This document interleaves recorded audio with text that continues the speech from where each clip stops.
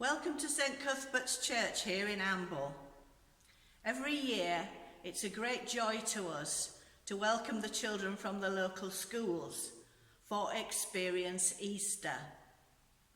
Of course, this year we're not able to welcome them in person, and we've been making videos to share the story with them.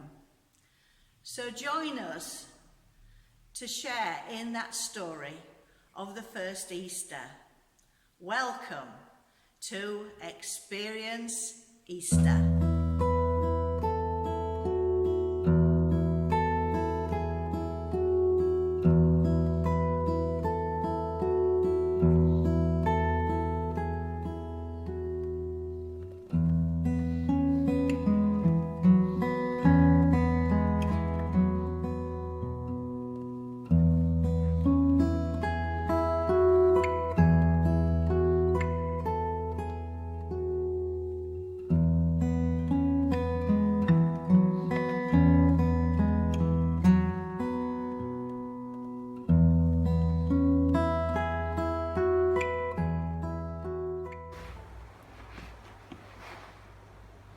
Well, here we are, alongside the road into Jerusalem. Imagine what it was like. Crowds of people everywhere, just like it is in Amble when they turn on the Christmas lights. Only this wasn't at night time, this was in the daytime. What were they all there for? They were there to see Jesus because they'd heard he was coming into Jerusalem. So it was a huge crowd of people, and then suddenly he appears at the top of the street, riding on a donkey. That was strange. The leaders normally ride on horses. Jesus didn't have a horse. In fact, he didn't even own a donkey. One of the disciples had borrowed this one for him.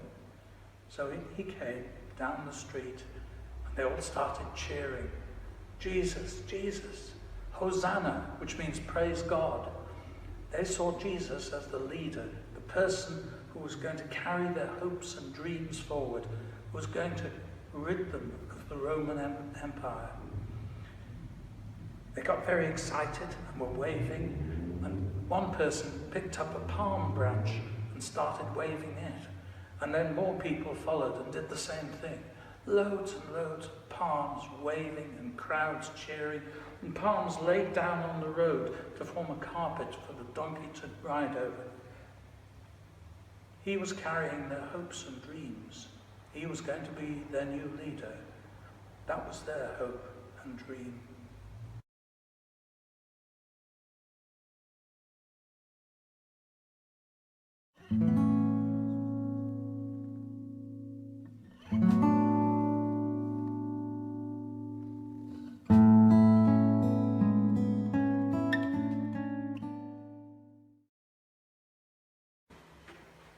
So here we are. The disciples were so excited. They'd found the room where they were going to meet Jesus for their special meal. Getting up the stairs was terrible. It was so narrow and it was really crowded. They entered the room and there was Jesus, but he looked so sad. It was good to be together again, and they came in and found their places to sit. They looked around. Who's going to wash our feet, they thought. It was the custom to wash feet. As you can imagine, the walk into Jerusalem, sandals, dust. The animals that were travelling with them, their feet were in quite a state. And as they sat down, sometimes they were quite close to the food too. It was usually the youngest person who did the washing of the feet, or someone who they thought wasn't very important. They looked around at each other. Andrew looked at James. James looked at John. He wanted to nudge him and say, "You're younger than me, you should do this." At that point, Jesus took a towel and wrapped it around his waist, ready to do the washing of the feet. "Oh no," they thought. "You can't do this, you're far too important." He took some water and put it into the bowl and went around his friends and washed each of their feet. As he got to Peter, who just couldn't be quiet, said, "No, Lord, you can't do this. You're much better than me. You're far too important." Jesus said, I am going to do it, Peter, and one day you will understand why I did this. At the end of the washing of the feet, they settled down ready to have their meal. And Jesus said, I've done this to show you that you must do for others what I have done to you. We're here to serve one another. And that was his message to them.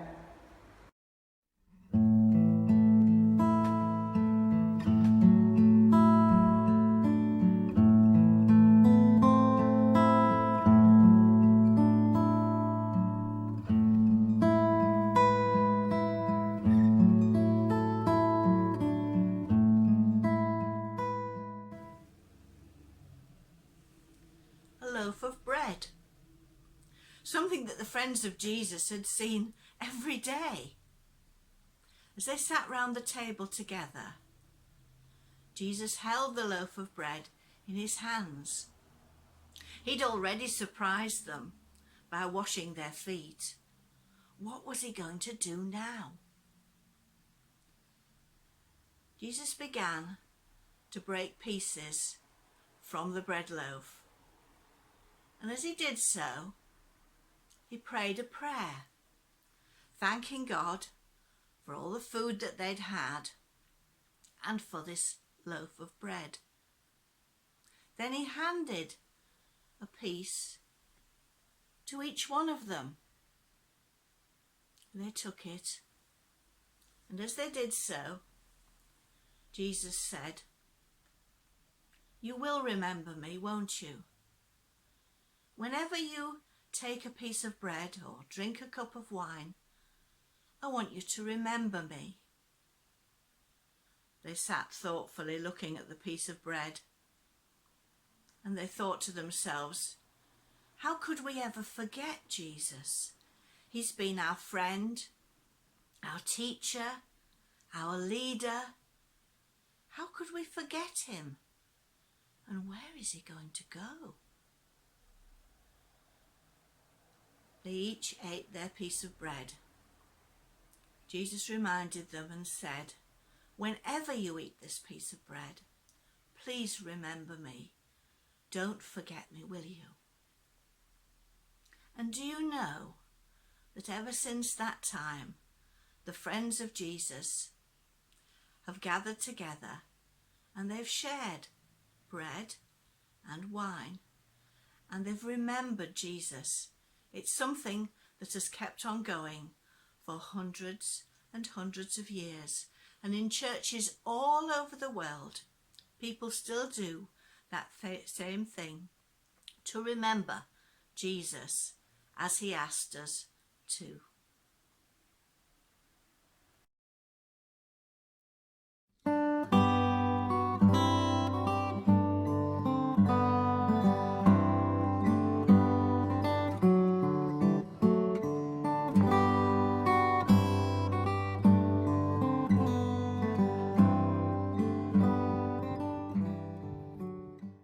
Welcome to this beautiful garden. Gardens are lovely places where you can sit and think. Today, I'm going to be telling you a story about a very special garden, a garden that still exists, and it is in the outskirts of Jerusalem, and it's called the Garden of Gethsemane. This garden is in my story today, and it's a story about when Jesus went to the Garden of Gethsemane. Jesus had just finished having his supper with his friends, and it was quite dark, and he had a lot on his mind, so he wanted to go and talk with God. So he took 3 of his best friends, Peter, James, and John, and they went to the Garden of Gethsemane. He said to his friends, "Will you just sit here on the outskirts of the garden and keep watch for me while I go into the garden to talk with God?" And they said, "Oh yes, we'll do that for you, Jesus." So he went into the garden and he talked and prayed with God. And after a while, he decided he would go back and see how his friends were doing. But they had fallen asleep. he woke them up and said, "Can't you stay awake and watch for me?" They were really sorry. So he went back into the garden, and again he talked and prayed with God for a while. And then he went back to see his friends, and again they were asleep. He was really disappointed, and they were so sorry and said they really would try to stay awake. So he went back into the garden to talk and pray with God, because he was feeling very alone and very worried and scared. And after a bit, he went back out to see his friends. And yes, they had fallen asleep again. He really was upset. And he said, "Wake up. We need to go back into the garden now, because some people are going to be meeting me there." And that is the end of my story about Jesus in the Garden of Gethsemane.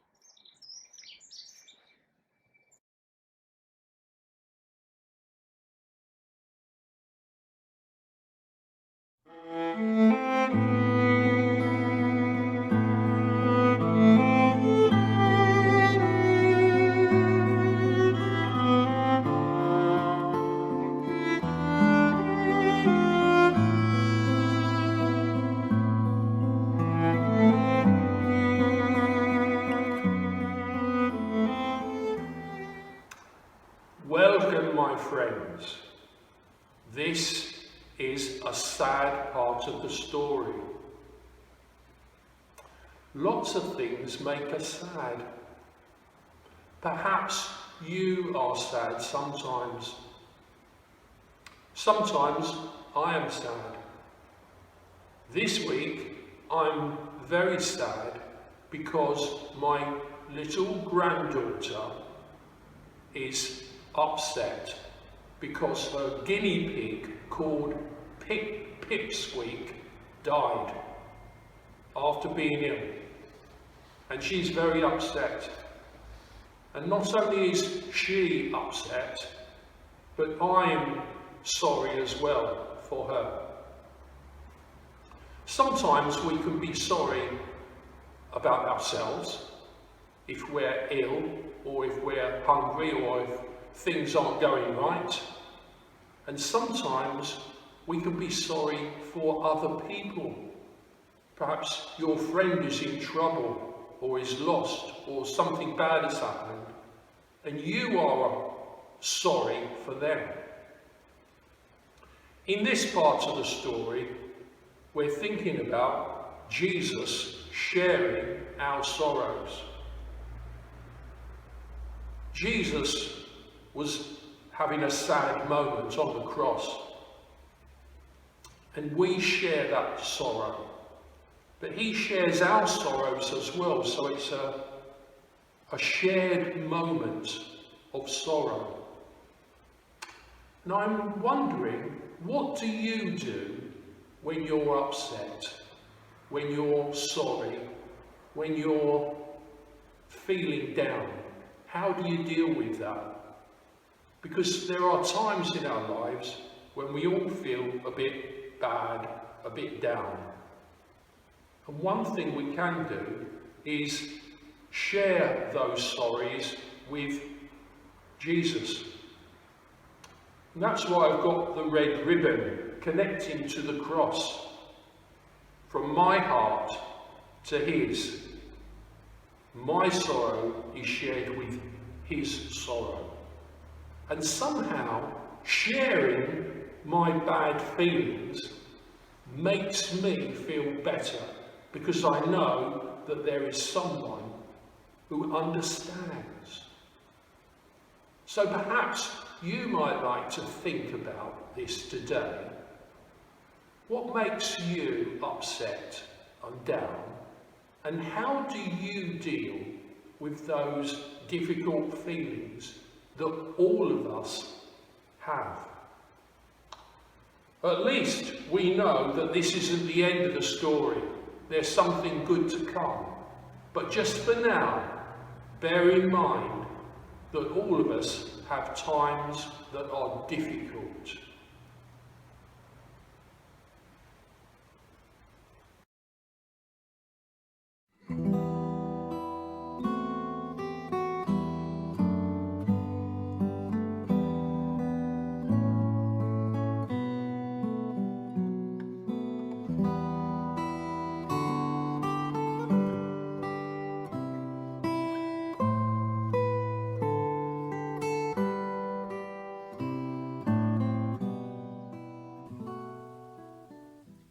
was just beginning to get daylight as the women stepped out of their front doors and onto the road that led back to the garden. It was a sad time. The sky was grey, there was no light until the sun came up, and they felt sad as they thought back and remembered all that had happened in the last 3 days. How their friend Jesus had been taken away from them and cruelly treated and hung upon a cross. How he had died, and how the friends had all gathered together and wrapped his body in a big white sheet with a smaller one round his head and carried him very gently to the garden they were going to now. So as they set off, they were thinking about these sad things. And you know what it's like, don't you, when you feel sad? It seems to start here in your middle and spread all over you. Nobody spoke much. They just thought about the things that had happened and how sad it was, and how Jesus had been laid in a cave in this lovely garden they were going to, and how a big stone had been rolled in front to cover it up, and how they'd wanted to tidy things up and how they'd wanted to leave sweet-smelling things with Jesus, but there just hadn't been time. So now, on Sunday morning, they were going to go and sort it out. They were going to go and tidy up and leave their presents of sweet-smelling things with their dear friend Jesus.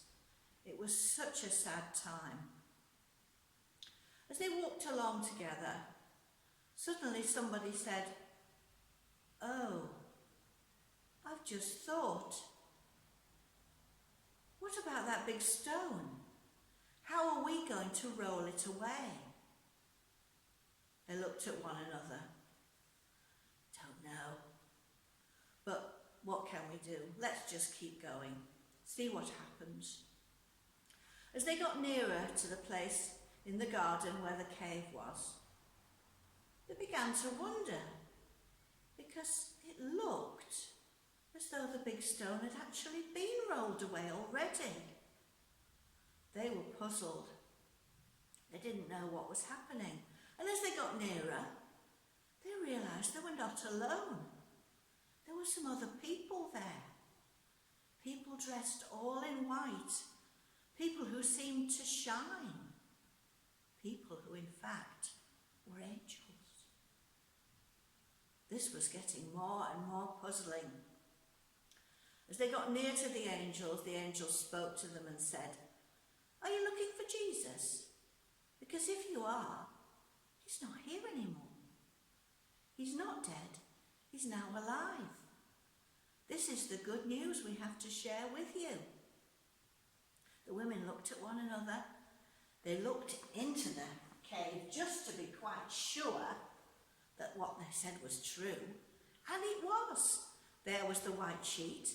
There was the small white sheet. But no Jesus. How exciting. How puzzling. It was news that you wanted to share. They turned round and they ran back to tell Jesus' friends the good news that he was alive and that they could share that good news together. You might say that that's the end of the Easter story, but I think that it's really just the beginning. Because the Easter story and the story of Jesus is a big story. It's a really big story. It's so big. Well, just wait and see how big it is.